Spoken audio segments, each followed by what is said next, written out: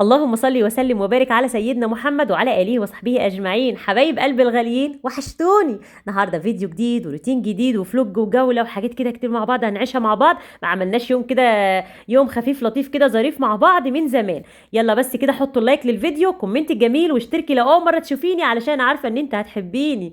النهارده الفيديو بتاعنا فيديو روتين، مش انا اللي هعمله خالص، اللي هيعمله سي الاستاذ محمود. يا سي الاستاذ محمود بصوت ياسمين عز شتوي مخنف. النهارده الروتين بتاعنا كله سلطه. هيعمل روتين كده وهيعمل لكم فيه اكله شعبيه حلوه قوي قوي، وكمان هنخرج وهنغير سجاده، وكمان هنجيب مشتريات لرمضان كده بسيطه. يعني النهارده الفيديو بتاعنا لذيذ ظريف كده لطيف، هنقضيه مع بعض يعني 15 دقيقه كده، اعتبريهم كده يعني هيشيلوكي كده من المود بتاعك. سواء جوزك مزعلك، الدنيا هماكي، نفسك تشتري حاجه ومش عارفه، اتفرجي عليا وانا عارفه ان انت هتطلعي من عندي بقوه روحانيه رهيبه رهيب. بص انا لازم اخليكم يعني كده اهو كده اهو، سمو علو ارتفاع. تعالوا بس نشوف الاستاذ محمود بيعمل ايه. طبعا منه بيقعد يقول لي ياسمين عز جدعه، ياسمين عز بتفهم، ياسمين والله يا ياسمين لو اوريكي، والله لو اوريكي. احنا الرجاله دولت مسك وعنبر، ده انت نفسي تاخدي منهم مره واحده مسك وواحده عنبر. لا يمسكك حرام يا شيخه في حته في حاره ضلمه. فالاستاذ محمود او سي الاستاذ محمود بصوت شتوي مخنف عمل ايه؟ قطع خيار وقطع طماطم وقطع فلفل، وبعد كده حطهم على الجبنه الحادقه، وهلا هوب على طول حط معلقتين زيت ويلا بينا. عمل احلى طبق جبنه بالطماطم والخيار والفلفل، وهياكلوه بالف هنا وصحه على قلوبهم. طبعا قطع طبق بسطرمه كامل وانا ما خدتش بالي. يعني سي الاستاذ محمود خربها وقعد على تلها. ما علينا. المهم ان انا واقفه وراه عامله زي مساعد الشيف بالظبط، عماله المع انا شفتوه ماسكه الفوطه وانا عماله المع. انا واقفه له على فكره، وقال لي صوريني خلي بالكم. يعني والله العظيم ما كنتش اصوره. بعدين بقول له صور، بيقول لي عادي صوريني. قلت له الله ده انت بتنافسني يا معلم. كان عايز ينافسني يا جماعه، بينافسني في تقطيع الخضار. اللي انا بقطعه بطريقه عشوائيه، انا ما بحبش اقطع الحاجه شبه بعض، المهم تطلع معايا اخلص وخلاص، عايزه اخلص وخلاص. بصوا حاطط بلانشا بقى، وبيقطع دلوقتي خيار فينجرز كده، عشان ياكلوا بصوابع كده. يعني هو بياكل دي سلطه تمام. قطع دلوقتي، عمل الجبنه بالسلطه وقطع كمان سلطه ياكلوها. دلوقتي بيعمل ايه؟ هيعمل فول بالبسطرمه والبيض، بيعملوا طعمه حلو قوي. قال لي هات لي حته سمنه بلدي، حطيت له طبعا نزلي السمنه بايده مع انها كده كده هتسيح من المعلقه، بس ما علينا. وبعدين لحس صباعه عادي، يعني ده سمنه بلدي حرام. دلوقتي حطيت البيض. طبعا البيضه القشره وقعت مني، قعد يقولوا ملك، قعد يقول لي كسري ملك انت. انا ما كنت يوم ما كنت في متغمر بجيب يوسف، جم يكسروا البيضه هما وهو وملك، ما عرفوش يكسروها. يعني مش عارفه، يعني مش عارفه هم من غيري هيكسروا البيض ازاي. ويلا البيض غلي، ما عدناش بنجيب الا بالبيضه او الاتنين او البيضتين او التلاته، اخرنا كده ما بنجيبش 4 ولا 5 كمان. هو حط البضايه، انا كسرت البضايه، وبعد كده نزلنا بالفول، وبعد كده نزلنا بكميه بسطرمه يعني صعبه قوي بجد يا محمود. انت حطيت بسطرمه كتير قوي، يعني البسطرمه دي تعمل معاك 3 مرات فول. حرام يا حوده، حرام يا حوده، خليك مدبر كده وشاطر، ما انت اللي هتشتري في الاخر. البسطرمه دي انا اللي عاملاها في البيت على قناتي التانية، وصفات رشروشه. روحوا كده شوفوا الطريقه واعملوها رمضان، لان الحاجه بقت اوفر جدا. يعني انت لما تشتري نص كيلو لحمه او كيلو لحمه بتمن كيلو، نص كيلو بسطرمه احسن لك بكتير. دلوقتي خلاص الفول خد غلوه واحده بس، ودلوقتي هو بيفنش. طبعا عمر واقف معاه، ده الشيف عمر انتوا عارفينه طبعا، عالم البوديهات، غني طبعا عن التعريف، يعني كلكم عارفينه. واقف معاه وعمال يعمل لكم باي باي، طول كل ما اشوفكم اقول لكم باي باي. طبعا الضرايب يا جماعه كانت الفتره اللي فاتت مقفله جميع المحلات بغرامات بتكسير بحاجات غريبه كده.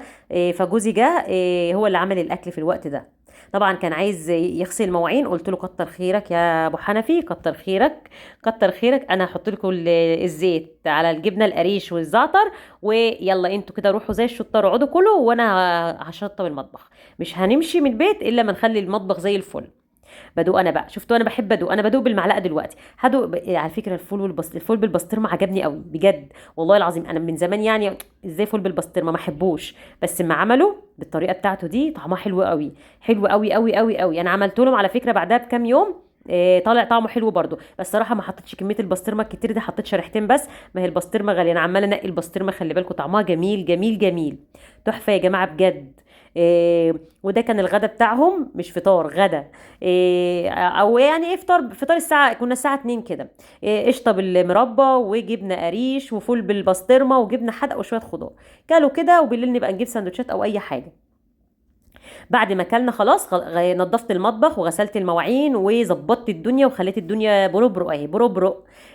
باخد معلقتين ميه صغيرين على النسكافيه. معلقه النسكافيه ونص معلقه سكر، وهضرب بالمضرب الجميل بتاعنا ابو ورده صغننه دي، وهنضرب حلو قوي نعمل فوم. طبعا السكر عمال يطير عليا. انتوا عارفين بقى اختكم بتحب ايه تحافظ على برستيجها. فنضفت كده. عملت قصدي النسكافيه، هاخدها بقى وانزل، مش هشربها في البيت، هاخدها اشربها في العربيه.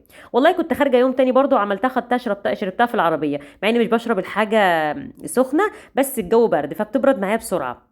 عملت كده دلقت طبعا الميه من الكاتل، ما تسيبيش الميه في الكاتل عشان بتبرد والكاتل تبقى مبلوله. اول ما بتدلوها بتتبخر منها الميه. وغسلت مضرب النسكافيه وظبطت الدنيا، وسخنت شويه لبن، اكمل الميه باللبن، لاني من الناس اللي ما بحبش اصلا اشرب نسكافيه بالميه.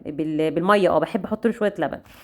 يلا بقى تعالوا ننزل كده ونشوف بقى ايه اليوم بتاعنا النهارده فيه ايه، وهنروح فين وهنعمل ايه. يعني بصوا، انا عايزاكم في ال 15 دقيقه النهارده في الفيديو ده كل واحده كده تنسى كل اللي وراها. عايزين نضحك مع بعض، نهزر مع بعض، نعيش يوم كده، او نعيش 15 دقيقه اعتبروهم يوم كامل، يوم في حياه اخوات بيحبوا بعض. بجد والله العظيم كنت بكلم ميرفت صاحبتي امبارح، بتقول لي انا بحسك بتحب متابعينك قوي. والله العظيم بحبكم، يعني انتوا اكتر من الاهل. عايشه معاكم، يعني اول ما بمسك كده اول ما امسك المايك كده وعايزه اقعد اسجل معاكم الفيديو، بحس ان انا عايزه احكي لكم كل حاجه، احكي لكم ايه مزعلني وايه مضايقني، مين عامل فيا حاجه غلط، مين مضايقني، مين مزعلني، سواء جوزي ولا ابني ولا اي حد في الدنيا، بحكيها لكم. والله العظيم ما عشان ان انا بعمل فيديو او بعمل شغلي وخلاص، بجد انا حبيتكم وحسيتكم اهلي، يعني واكتر من الاهل. والله العظيم ده انتوا بتخافوا عليا اكتر من نفسكم. كفايه ما حد يكتب لي كده كومنت وكنت تعبانه يقول لي ان شاء الله انا وانتي لا.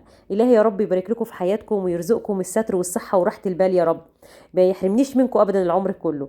وكل سنه وانتم طيبين. رمضان خلاص قرب يا جماعه. على قد ما تقدري ممكن تجيبي لك شويه دلوقتي، شويه بطاطس، شويه بصل، شويه توم، الحاجات اللي هي تقعد معانا رمضان كله. وخلي الخضار اول باول كده فريش، نجيب كيلو بكيلو. انت فين دلوقتي؟ احنا دلوقتي على كورنيش النيل. الحته اللي صورتها لكم في الاول دي كانت في شبرا، وهنا ده كورنيش النيل. واحنا طالعين كده على مسبيرو. اللي هو كورنيش النيل في القاهرة، كورنيش النيل. اهو شايفين، اهو شايفين مجرد شكل الغروب عامل ازاي. حبيت اصوره معاكم، مش مجرد بس انه الغروب يا جماعه، مجرد ان احنا تخيلي كده ازاي الشمس دي بتغرب وتروح فين وتجينا الليل، والليل بعده نهار. كل ده حكم من حكم ربنا والله العظيم، مش شكل كده وخلاص، ولا حياه عايشينها ودنيا عايشينها. قولي ايدك بتتحرك ازاي، عينيك بتقفليها ازاي، ازاي بتنامي وبتقومي وانت، احنا بنموت موته صغيره وبعد كده بنصحى. ازاي كل ده بيحصل؟ اكيد ده الحكمه من ربنا عالمها. كل ده تدبري كده حكمه الخالق في الدنيا اصلا. احنا عايشين ليه وجايين ليه وبنعمل ايه؟ ربنا بعت لنا ابتلاءات كتيره جدا، لان احنا اتلهينا بالدنيا، بنجري وراها وهي ما بتديناش الا اللي عايزه تديهولنا. فنسيبها كده ونرضى بقضاء ربنا لغايه ما ربنا يبعت لنا ويرضينا، عشان احنا بنرضى. انا فين دلوقتي؟ انا في مول اركيديا. راح اغير السجاده اللي انا جبتها، انا جايباها اونلاين اصلا، لا كنت رايحه المحل ولا كنت رايحه في حته. بس طبعا انا غلطت وطلبتها مقاس اقل من المقاس بتاع المطبخ. يعني انا طلبت القطعه بالطول، قست الطول بس العرض ما قستوش، ودي كانت غلطه مني مش غلطه صاحب المحل. فصاحبه المحل شاكره، بشكرك بجد يا ام فادي. غيرت لي السجاده، والله العظيم كتر خيرها انها اصلا رضيت تغيرها، لانها اتقسط من شريط طويل بالمتر. طبعا انتوا عارفين الحته لما بتتقطع مش كل الناس عايزه 3 متر ولا 4 متر، كل الناس بتبقى عايزه متر ونص، مترين، الكلام ده كله. فكتر خيرها بجد. فانا حبيت ان انا يعني ارد لها كده جزء من جميلها، وعملت لها الاعلان الصغير ده. ام فادي في مول اركيديا، كورنيش النيل يا جماعه. لو عايزين رقم التليفون احطه لكم تحت الفيديو. وانا عملت لها اصلا لايف على الفيسبوك، على البيج بتاعي مطبخ رشروشه. عملت لها لايف، والحمد لله ناس كتيره جدا اتصلت بيها، وناس كتيره جدا كتبت لي اصلا. شغلها حلو وعلى قد الايد. يعني عندكم شغل ايكيا ده كله الحته ب 450 وب 350 وب 500. وعندكم كمان الشغل اللي هو ده كله شغل النساجون الشرقيون. ده مش شغل شركه عاديه، ده شركه النساجون الشرقيون. طبعا الشركه عالميه، شركه واخده الايزو. فطبعا هي مفتوحه فاتحه يعني عندنا هنا في العاشر، بس مش كل الاشكال بلاقيها فيها بتبقى خلصانه، فهي موجوده عند التجار او عند البياعين. فانا صراحه شفت جروبها على الفيسبوك، فدخلت طلبتها فبعتتها لي، وعندها مصداقيه كبيره جدا جدا. ده اللي بيعجبني يا جماعه. يعني انا ما بحبش اعمل لكم الحاجات الترند اللي هي ترفع لي القناه وخلاص. انا بحب اعمل لكم الحاجه اللي تفيدكم وتستفيدوا بيها، وتكون برضو في حدود امكانياتنا. فبحب اي حد يكون عنده مصداقيه بامانه. فربنا يبارك لكل واحد يراعي ضميره في شغله ويراعي ضميره مع الناس، لان الناس بقت بتكح تراب زي ما بيقولوا. فربنا يعيننا يا رب. احنا فين دلوقتي؟ احنا عند المتحف المصري. شايفين شكله تحفه ازاي بالليل؟ شكله تحفه تحفه تحفه. مصر جميله يا جماعه، جميله قوي قوي قوي قوي. احنا اللي مصعبينها على نفسنا، احنا اللي مضايقينها على حياتنا. عايزاكم بس تعرفوا ان كل حاجه احنا فيها الايام ديت ابتلاء من ربنا. لو رضينا بيه ربنا هيرضيه. يعني لو قعدنا نقول اوف ايه القرف ده، احنا مش لاقيين. شايفين العماره دي اللي بتيجي في التلفزيون اعتقد، اللي هي لها داخله كده، اللي هي عماره يعقوبيان اعتقد دي ولا ايه؟ المهم ان احنا هنا دلوقتي فين؟ في التحرير، في باب اللوق، مش عارفه. انا مش عارفه الشوارع بالظبط، بس جوزي عارف يعني. طبعا النهارده الفيديو كله برعايه سي الاستاذ محمود. حطوا له لايك بقى عشان يعمل معاكم روتينات كتير. لو عجبكم النهارده الروتين بتاعه الجميل دوت. طبعا هو والله العظيم هو قال لي صوريني، انا مش بصور حد بدون ما يكون عايز يعني. واحنا مروحين العيال طلبوا ان هم ياكلوا سندوتشات كبده من عند بركه الله. الناس طبعا اللي قاعدين في القاهره او اللي بيروحوا القاهره عارفين طبعا ان بركه الله ده فاتح في رمسيس. ادانا كميه مخلل فظيعه وقرن ورون شطه كتيره قوي.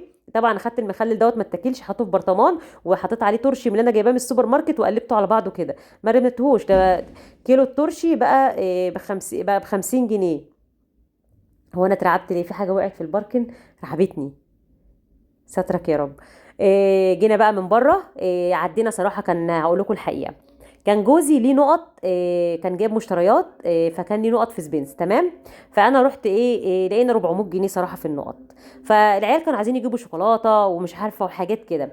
جبنا زبادو وكل واحد جاب المشروب اللي هو عايزه، وكانوا عايزين يجيبوا لي شوكولاته بابلز بقى ويجيبوا لي هدايا.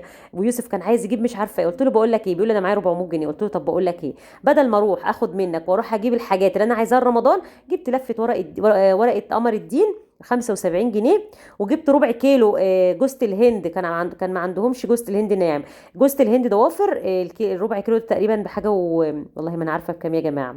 بس هو الكيلو تقريبا 160 جنيه او حاجه زي كده مش فاكره. بس الضوافر دي حلوه قوي، بتبقى حلوه في البسيمه والحاجات دي، بس انا بحبه وفي الاخر باكله بقعد اكله كده. وجبت نص كيلو خروب ب 20 جنيه. الكيلو ب 22 جنيه تقريبا. الكيلو ب 45. ما اعرفش هو كده غالي ولا لا، بس والله انا لو ما معايا نقط اصلا لا هشتري من هايبر ولا هشتري من كارفور. انا هشتري من عطار من الشارع، عطار عادي بيبيع بسعر الناس الطبيعيه. انما طبعا انتوا عارفين ان كارفور وهايبر والاماكن اللي هي السوبر ماركت البراندات الكبيره بتبقى الاسعار فيها اوفر شويه. فانا لقينا في نقط فقلت له بقول لك ايه والله لا جايبه سيبنا اجيب. جبت الحاجات ديت. لسه طبعا هجيب بقى العرق سوس، وهجيب بلح، وهجيب ان شاء الله يعني، وهجيب بقى البتاع التمر هندي اللي بنعمله وحاجات كده. وجبت ب 50 جنيه بقى عين جمل، وب 50 جنيه بندق. تمام. ب50 كده. الميزان الديجيتال طبعا وفر علينا حاجات كتيره قوي. 50 جنيه بندق دولت ب 50 جنيه. تمام. وب 50 جنيه عين جمل. تعالوا نشوف جبنا ايه كمان لاني بنسى. وجبت نص كيلو فول سوداني. الكيلو الفول السوداني هناك عامل 120 جنيه. انا مش عارفه هو كده صح ولا غلط. مش عارفه هو كده غالي ولا لا، بس انا جبت نص كيلو. بدل ما العيال صراحه يجيبوا شوكولاتات وكده قلت والله لا موفره على نفسي. جبت طبق الزبيب دوت يا جماعه. الحبايه بتاعته كبيره كده وحلوه وناشفه. بسبعة ده ب 38 جنيه. الطبق ده كله ب 38. وجبت الفول السوداني ده وزي ما قلت لكم دول تقريبا ب 65 جنيه او حاجه زي كده. بس غالي قوي. حاساه غالي قوي بس انا جبته. تمام. تمام. طالما مش هدفع حاجه جبتها. هي بتبقى نقط كده بتاخديها على الحاجات المشتريات يعني. وجبت برضو من عندهم ب 20 جنيه مخلل. ده مخلل ترشي كده اللي قلت لكم قلبت عليه المخلل اللي كان باقي من السندوتشات اهو. وعلبه زبادي بقى طبعا عشان انا باكل بالليل زبادي. باخد لي علبه زبادي كده. كل ما بنروح الزبادي هناك ارخص من بره. يعني البتاعه ديت العلبه واقفه فيها تقريبا على 4 ونص او 5 ونص. بره العلبه الكبيره دي بقت ب 8 جنيه. ودي كانت المشتريات بتاعتي النهارده. هنبقى نحطها مع بعض في العلب كده وفي المنظمات على دخلة رمضان باذن الله، اسيبهم كده. وانا طبعا كنت شاريه سميد بسبوسه بقى، وكنت شاريه فول، وكنت شاريه حاجات معاكم من شهر او شهر ونص. كان الفول كيلو ب 25، ما اعرفش دلوقتي بقى الكيلو بكام، لو تعرفي قولي في الكومنتات. وبحب اجيب حاجتي كده على مدار الشهور، مش مدار يوم ولا يومين، علشان ما احسش بالحاجه. والست الشاطره هي اللي توفر وتعمل زي ما انا عملت كده بالظبط. يعني انا العيال قالوا لي يا ماما، جوزي بيقول لي عارفه لو انت مش معايا كان زماني جبت لهم بقى شوكولاتات، وجبت له جاب لعبه لعمر مره. فاحنا اولى. اسيبكم في رعايه الله، اوعوا تنسوا تحطوا اللايك. سلام.